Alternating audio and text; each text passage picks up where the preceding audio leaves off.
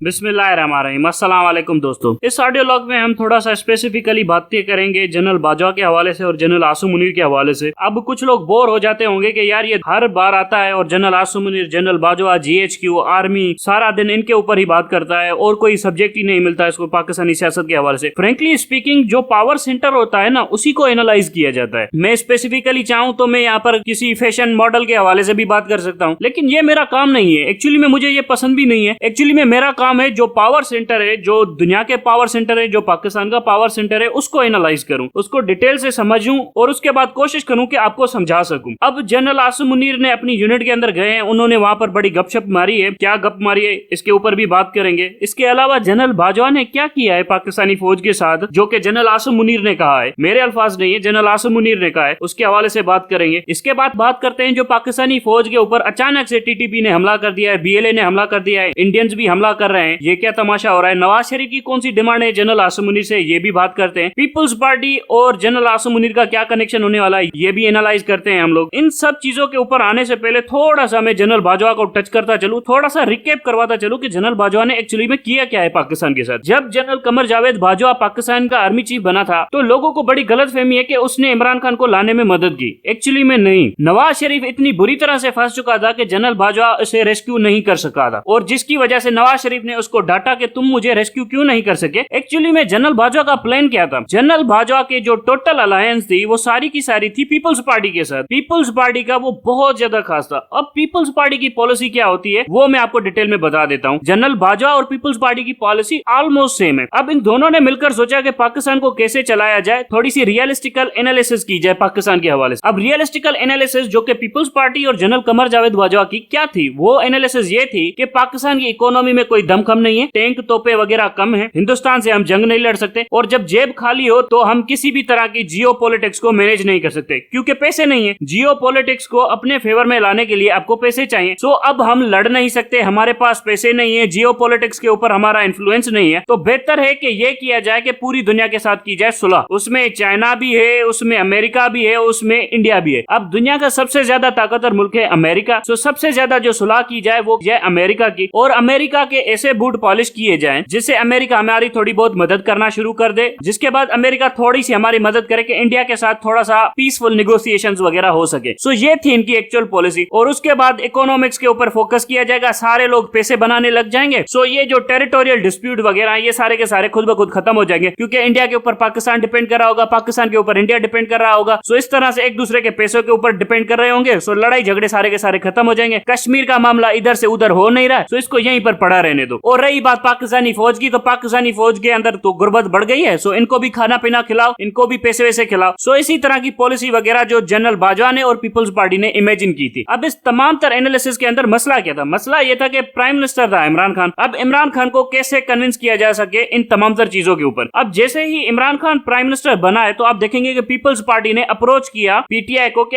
आप और हम मिलकर गवर्नमेंट चला लेते हैं, किसी और को दखल अंदाजी करने की जरूरत नहीं है। नवाज शरीफ का सफाया कर देते हैं पाकिस्तानी पॉलिटिक्स से, 5 साल आप ले लीजिए, 5 साल हमें दे दीजिए, और एक दूसरे के साथ मिलकर पूरे के पूरे पाकिस्तान को चलाते हैं। जिसमें इमरान खान का विजन ये था कि आसिफ जरदारी करप्ट है। इमरान खान का कोई जियो स्ट्रेटेजिक, जियो इकोनॉमिक विजन वगैरह नहीं था, ये हम सबको मानना चाहिए। इमरान खान का विजन था कि आसिफ जरदारी करप्ट है और करप्ट लोगों को पाकिस्तान के अंदर नहीं छोड़ा जाएगा। सो जनरल बाजवा बड़ा मायूस हुआ, इस बात से मायूस हुआ कि इमरान खान का कोई इकोनॉमिक विजन नहीं है, कोई जियो स्ट्रेटेजिक विजन नहीं है। एक्चुअली में इमरान खान का विजन है कि करप्शन से पाकिस्तान को साफ करना है। फ्रेंकली स्पीकिंग, इमरान खान का उस टाइम के ऊपर जब वो पहली बार प्राइम मिनिस्टर बना था तो इमरान खान का विजन यही था। अब ये जो डिप्लोमेसी वगैरह हो रही थी वो सारी की सारी फेल हो चुकी थी, जो कि जनरल बाजवा करवाना चाहता था PTI के दरमियान और पीपल्स पार्टी के दरमियान। अल्टीमेटली क्या हुआ कि जनरल बाजवा तंग आ गया और उसने operation regime change carry out कर दिया, और पीपल्स पार्टी जनरल बाजवा ने मिलकर ये सारा कुछ गंद वगैरह फैला दिया। एट द एंड क्या हुआ, एट द एंड ये हुआ कि जनरल बाजवा ने स्टिक हैंड ओवर कर दी जनरल आसिम मुनीर को, जलील भी हुआ, इज्जत भी नहीं मिली, और चला गया और अपनी एक घटिया सी बाजवा डॉक्ट्रिन जो कि नून लीग वालों ने प्रमोट करना शुरू कर दी थी, वो सारी की सारी छोड़कर चला गया। अब ये ओवरऑल असेसमेंट है जनरल बाजवा के कैरेक्टर की, लेकिन हकीकत यह है कि जनरल बाजवा के इस 6 सालों के दौरान पाकिस्तान ने हासिल क्या किया। एक रियलिटी चेक इस बात के ऊपर भी तो होना चाहिए ना कि पाकिस्तान ने हासिल क्या किया, इन रियल टर्म्स हमने क्या गेन किया। जो जनरल बाजवा की इकोनॉमी वाली पॉलिसी थी तो हमारी इकोनॉमी आज पहले से बदतर हालत में, कुछ भी हासिल नहीं कर सके। जो जनरल बाजवा ने कंसेशंस दिए इंडिया को कश्मीर के ऊपर, उसमें भी हमें कुछ ज्यादा नहीं मिला। इंडिया अलबत्ता ये क्लेम कर रहा है कि हम गिलगित बल्तिस्तान के ऊपर हमला कर देंगे। जो जनरल बाजवा ने कंसेशन दिए इंडिया को बलूचिस्तान के अंदर, बलूचिस्तान की इंसर्जेंसी के ऊपर ज्यादा सख्ती से एक्ट नहीं किया, तो वहां पर इंडिया ने अपने स्लीपर सेल बना दिए। इसी तरह से जनरल बाजवा ने कंसेशन दिए टीटीपी को, तो उन्होंने भी अपने स्लीपर सेल बना लिए। इन तमाम तर मामले के अंदर टीटीपी को थोड़ा बहुत एलिमिनेट भी किया जा सकता था, थोड़ा बहुत रिस्ट्रिक्ट भी किया जा सकता था, वो भी नहीं किया जनरल बाजवा ने। हुआ यह कि टीटीपी बहुत ज्यादा क्लोज हो गई इंडिया के और बीएलए भी बहुत ज्यादा क्लोज हो गई इंडिया के। सो जनरल बाजवा की ओवरऑल पॉलिसी पाकिस्तान के फ्रंट के हवाले से, जो कि इंडिया के साथ है, उसमें भी कुछ खास अचीव नहीं हुआ। गिलगित बल्तिस्तान के हवाले से कुछ खास अचीव नहीं हुआ। आपकी जो कश्मीर के ऊपर पॉलिसी थी उसमें भी कुछ खास अचीव नहीं हुआ। इकोनॉमिक पॉलिसी कुछ खास अचीव नहीं हुआ। बीएलए, फाटा, वाना कोई खास अचीवमेंट वगैरह नहीं थी। तो एक्चुअली में अचीवमेंट क्या थी? अचीवमेंट ये थी कि जनरल बाजवा ने जिस तरह का ग्लोबल इकोनॉमिक विजन वगैरह ड्रीम किया था, इमेजिन किया था कि जिसमें इंडिया भी मदद करेगा, अमेरिका भी मदद करेगा, कोई लड़ाई झगड़े नहीं होंगे, उस ग्लोबल इकोनॉमिक इमेज को जो ग्राउंड रियलिटीज हैं उसने चैलेंज करना शुरू कर दिया। ग्राउंड रियलिटीज और जो इंटेंशंस हैं बीजेपी के, उन्होंने बुरी तरीके से मुताजर किया। जनरल बाजवा भले ही कहता फिरे कि मुझे इमरान खान ने ये सब कुछ नहीं करने दिया, एक्चुअली में जो जनरल बाजवा को जो अचीवमेंट चाहिए थी वो नहीं मिली। वो दो वजह से नहीं मिली। सबसे बड़ी वजह यह थी कि इंडियन एस्टेब्लिशमेंट अमेरिका के अंदर बहुत ज्यादा स्ट्रांग थी। इंडियन एस्टेब्लिशमेंट का जो विजन था पाकिस्तान के हवाले से, वो जनरल बाजवा का विजन नहीं था। जनरल बाजवा का विजन ये था कि हम टोटल इंडिया के ऊपर डिपेंड करेंगे, इंडिया की प्रॉक्सी बनकर रहेंगे और फिर इंडिया इन तमाम तर चीजों के अंदर खुश हो जाएगा और फिर हमें तंग नहीं करेगा, हम इंडिया को तंग नहीं करेंगे। कश्मीर वाली जो टेरिटरी है वो सारी की सारी इंटरनेशनल बॉर्डर डिक्लेयर हो जाएगी, इंडिया भी खुश, हम भी खुश। इंडियन ये विजन शेयर नहीं करते। इंडियन कौन सा विजन शेयर करते हैं? इंडियन का विजन अब खुलकर सामने आ रहा है। सो इंडियन का विजन ये है कि बलूचिस्तान आजाद करो, सिंध को आसिफ जरदारी को दे दो, पंजाब अलग कर दो, एक अलग टेरिटरी बने, जो केपी के है वो आप अफगानिस्तान को दे दो और गिलगित बल्तिस्तान आप हमें दे दो। ये सारे का सारा हम चाइना को घेरेंगे। और इंडिया ने बड़ी लॉबिंग की अमेरिका के अंदर कि ये वाले जो टुकड़े टुकड़े हम करेंगे पाकिस्तान के, आप इसके अंदर नाराज ना हो, यही सही है, इससे हम चाइना को बहुत अच्छे तरीके से काउंटर कर लेंगे। जब आप चीनियों को गालियां दे अमेरिकनों के सामने तो अमेरिकन तो बहुत खुश होते हैं। सो इंडियन लॉबी ने ये सारा कुछ सेल आउट किया है अमेरिकन के सामने। अब इसको देखे आप जनरल बाजवा के विजन के साथ, कितना बड़ा कंट्रास्ट है। जनरल बाजवा का विजन ये था कि जियोग्राफी पाकिस्तान की इंटेक्ट रहेगी, इंडिया की थोड़ी बहुत गुलामी कर लेंगे, पैसे कमा लेंगे, अल्लाह अल्लाह खैर सलाह। लेकिन उस पूरे विजन को इंडियंस ने कभी भी अप्रूव नहीं किया। उल्टा इंडियंस ने अपना विजन थोपने की कोशिश की और उस विजन को कामयाब बनाने के लिए उन्होंने बीएलए के ऊपर इन्वेस्ट किया, टीटीपी के ऊपर इन्वेस्ट किया। पाकिस्तान के अंदर जिस तरह की इस वक्त पॉलिटिक्स है उसका फायदा उठा रहे हैं। सो general Bajwa was a disaster. अब यही चीज मुझे लाती है दूसरी पॉइंट के ऊपर कि जनरल आसिम मुनीर ने अपनी रेजिमेंट के अंदर अपने ट्रूप्स के सामने क्या कहा, जो उसकी पेरेंट रेजिमेंट थी, तो वहां पर उसने क्या कहा। जनरल आसिम मुनीर अपनी पार्टी के अंदर बैठा हुआ था, तो उससे लोगों ने पूछा कि अब क्या करना है, पाकिस्तान की पॉलिटिक्स ये है वो है। तो जनरल आसिम मुनीर ने स्पेसिफिकली वहां पर कहा कि पॉलिटिक्स तो दूर की बात है, आप अपनी फौज की हालत देखें, मतलब हमारी फौज की हालत देखें, यहाँ पर क्या हो रहा है। सो जनरल आसिम मुनीर ने एक सही क्वेश्चन पूछा है और एक्चुअली में जो उसका काम है वो करना चाहिए। उसने पूछा है कि सबसे पहले तो मुझे ये फौज ठीक करनी पड़ेगी, जो कि मैं बार बार कह रहा था कि जनरल बाजवा ने पाकिस्तानी फौज की तहस नहस कर दी है। जनरल बाजवा के टाइम के अंदर पाकिस्तानी फौज का मोरल गिरा है, पाकिस्तानी फौज के अंदर इनडिसिप्लिन आया है, पाकिस्तानी फौज के अंदर प्रोफेशनलिज्म खत्म हुआ है, पाकिस्तानी फौज के अंदर करप्शन फैली है, पाकिस्तानी फौज के अंदर क्रिमिनल लोग ऊपर आ गए हैं। सो जनरल आसिम मुनीर ने बड़ा राइटली पॉइंट आउट किया कि दूसरी चीजें यानी पॉलिटिक्स वगैरह वो तो बाद की बात है, इस फौज की कैपेसिटी को क्या हो गया है, इस फौज का मोरल एथिक्स वगैरह ये क्या हो गया है कि पाकिस्तानी फौज तो बिल्कुल भी नहीं खड़ी हुई है। सो ये जो चीज है ना जनरल बाजवा की, ये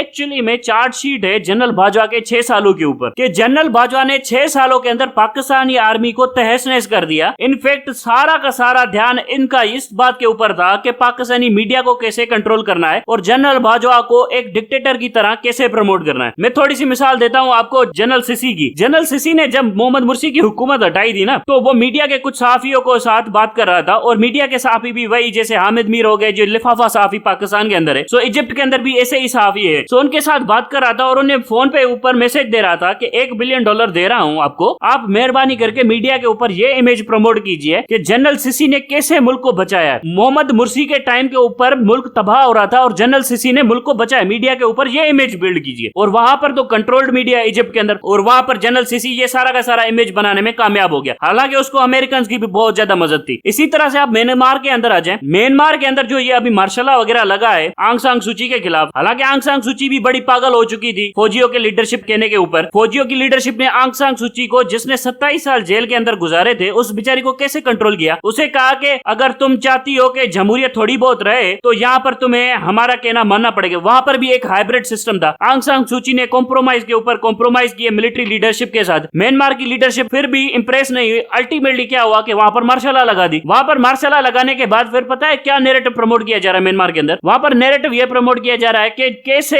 फौज ने म्यांमार को बचाया। म्यांमार के ऊपर दुनिया हमला करने वाली थी, लेकिन इसकी फौज ने आकर म्यांमार को बचाया, जो कि पाकिस्तान जैसे मुल्क के अंदर नैरेटिव प्रमोट करने की कोशिश की जा रही है। आईएसपीआर का काम क्या है? यही तो काम है कि फेक नैरेटिव प्रमोट करना। ये जो 5th जनरेशन वार का राग अलापते रहते हैं वो ये है कि पाकिस्तानी अवाम को कैसे प्रोपेगेंडे के थ्रू बेवकूफ बनाया जाए। ये है एक्चुअली 5th जनरेशन वार जो कि आईएसपीआर ने पाकिस्तान के ऊपर की हुई है। अगर आप इन रियलिटी देखें, इन कैपेसिटी वाइज देखें, तो पाकिस्तान आर्मी की कैपेसिटी में कोई भी इंप्रूवमेंट वगैरह नहीं आई। कोई मॉडर्न वेपन्स इंट्रोड्यूस नहीं किए गए, कोई एविएशन के हेलीकॉप्टर नहीं खरीदे गए, कोई नई मॉडर्न डॉक्ट्रिन्स वगैरह नहीं बनाई गई, कोई अप टू द मार्क काम नहीं किए गए। सारा का सारा काम क्या किया है जनरल बाजवा ने 6 सालों के अंदर? सियासत की, अयाशी की, पैसा बनाया। उसके अलावा उसने क्या किया है? अब जबकि जनरल आसिम मुनीर आकर अपनी पेरेंट यूनिट के अंदर यह कहता है कि मुझे सबसे पहले पाकिस्तानी फौज को ठीक करना है, पाकिस्तानी सियासत तो बात की बात है, तो मुझे क्या समझ में आता है कि मुझे यह समझ में आता है कि जनरल बाजवा ने पाकिस्तानी फौज का भी बेड़ा गर्क करके रख दिया था। अब मुझे कोई बताए इस टाइम के ऊपर इंडिया अगर हमारे ऊपर हमला करता है, जहां पर हम पॉलिटिकली डिवाइडेड हैं, हमारे 3 से 4 फ्रंट खुले हुए हैं, उसके बाद गिलगित बल्तिस्तान में इंडिया हमें एंगेज कर रहा है, अमेरिका के साथ हमारी बिल्कुल नहीं बन रही, पैसे हमारी जेब में नहीं है, तो मुझे कोई समझाए कि हम कैसे लड़ेंगे। सबसे बड़ी बात यह है कि चाइना को भी जनरल बाजवा ने नाराज कर दिया है, जो कि चाइना हमें कहता था कि अगर आपके सप्लाईज कम हो गए, आपका एम्यूनेशन कम पड़ गया, तो हम आपको सप्लाईज देंगे, हम आपको एम्यूनेशन देंगे। उस चाइना को भी जनरल बाजवा नाराज करके गया है और अमेरिका हमसे राजी नहीं हो रहा, तो हम कैसे हिंदुस्तान के साथ जंग लड़ेंगे? जेब में पैसे भी नहीं है। तो ये तो आइडियल सिचुएशन है इंडिया के लिए कि जीएच के ऊपर प्रेशर बनाया जाए, गिलगित बल्तिस्तान के ऊपर भी हमले किए जाएं, कश्मीर के ऊपर भी पॉलिसी को बदला जाए, पाकिस्तान के हवाले से सारी की सारी पॉलिसी चेंज की जाए और टीटीपी को भी छोड़ा जाए कि पाकिस्तान की ऐसी की तैसी करे। नेले पे देला जनरल बाजवा ने यह फेंका कि अमेरिकन को कहा कि पाकिस्तान के अंदर बेसिस बनाओ, और मुझे जो पहले रिपोर्ट मिली थी उसके मुताबिक 2 से 3 बेसिस अमेरिकन को दे भी दिए इस जनरल बाजवा ने। उसके अलावा आपको बताता हूं कि इसने इंटेलिजेंस प्रोवाइड की एमन अल जवारी के मुताबिक अलकायदा का लीडर जो अफगानिस्तान के अंदर था, और ड्रोन के लिए स्पेस प्रोवाइड किया। अफगानिस्तान की गवर्नमेंट के साथ हमारे ताल्लुकात पहले ही हॉस्टाइल थे, उसके बाद ड्रोन मरवा के एमन अल जवारी को मरवा के उसके बाद कहा कि क्या फर्क पड़ता है? कुछ फर्क नहीं पड़ता। नालायक आदमी, जब भी तुम्हारा ड्रोन पाकिस्तानी की टेरिटरी को यूज करते हुए अफगानियों को मारेगा, अफगानियों को मौका मिलेगा पाकिस्तान से नफरत करने का, जिसकी वजह से क्या हासिल होगा हमें? हमारा जो इन्फ्लुएंस है अफगानिस्तान के अंदर वो सारा का सारा खत्म हो जाएगा। अब इसके लिए इसने कोई पॉलिसी वगैरह बनाई, बल्कि उल्टे सीधे नैरेटिव प्रमोट कर रहा था मीडिया के ऊपर। इन रियलिटी, जो कि मैं आपको स्टार्क रियलिटी बता रहा हूं पाकिस्तान के हवाले से, बलूचिस्तान के अंदर हमारी फौजें डिसऑर्गेनाइज्ड है, हमें नहीं पता कि हमारे क्लियर ऑब्जेक्टिव्स क्या है, हमने क्या हासिल करना है, क्या हासिल नहीं करना। इनफैक्ट जनरल बाजवा ने बलूचिस्तान के ऊपर कोई पॉलिसी दी ही नहीं, और वो इसलिए नहीं दी क्योंकि वो चाहता था कि चाइनीज यहां से यानी बलूचिस्तान से भाग जाएं। दूसरी चीज, फाटा के हवाले से कोई पॉलिसी नहीं थी जनरल बाजवा की। जितने भी पैसे हमने अप्रूव किए फेंस लगाने के लिए, वहां की रिकंस्ट्रक्शन के लिए, रीबिल्डिंग के लिए, पाकिस्तान आर्मी के एम्यूनेशन खरीदने के लिए, या जो भी अलॉटमेंट की गई एफसी के विंग्स के लिए, सब पैसों के अंदर इसने करप्शन की। जनरल बाजवा ने रज के करप्शन की। अब फौजियों के बजट के अंदर ये करप्शन करता रहा। बलूचिस्तान के अंदर हमारे सिपाही इस वजह से मरते रहे क्योंकि उनके पास प्रॉपर इक्विपमेंट नहीं था, और ये बंदा करप्शन करता रहा। ये क्या तमाशा था? हम एक गरीब मुल्क है, लेकिन इतने भी गरीब नहीं है कि अपने फौजियों को एक अच्छी खासी वर्दी पहना सके। ये वो चीजें थी जो इसे करनी चाहिए थी, तो इसने नहीं की। वजह क्या थी? ये